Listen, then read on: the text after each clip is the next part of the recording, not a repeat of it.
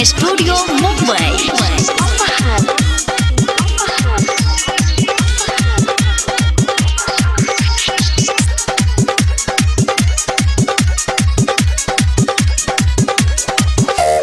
भागत नहीं हम बड़ा लागत आटे डर हो, हमारा पे पड़ल बाटे सबके नजर हो।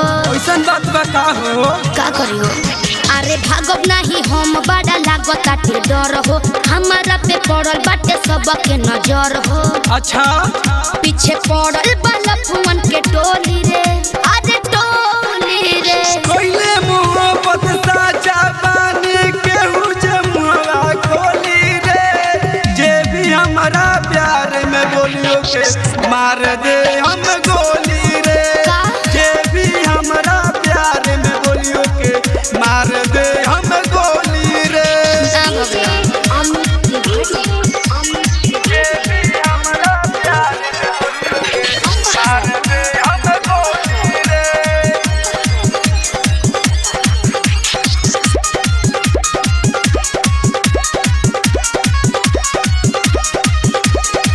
ज्योति पकड़े बाबू हो जाई सीधे जेल हो।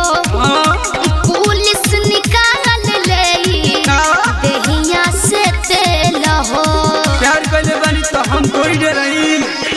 ज्योति पकड़े बाबू हो जाई सीधे जेल हो। अच्छा पुलिस निकाल ले देहिया से तेल हो। प्यार कइले बानी तो हम डरई नहीं हो, छोड़ी दुनिया के साथ हमके तू ही चाहिए हो। डोरे का पोता थर थर चोली रे, अरे चोली रे। कइले मोहब्बत साचा बानी केहू जे मुहवा खोली रे, जे भी हमारा प्यार में बोलियो के मार दे हम गोली रे।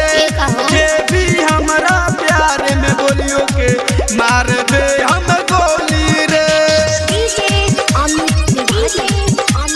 जे भी हमारा प्यार में बोलियो के मार दे हम गोली रे। गरिमा रिकॉर्डिंग स्टूडियो मुंबई। भाई हमार जानू तो पे न छोड़ी, मन तू हमार बात के। अच्छा कोरा प्लानिंग भागल का? जाई आधी रात के। ठीक बा भाग चल जा।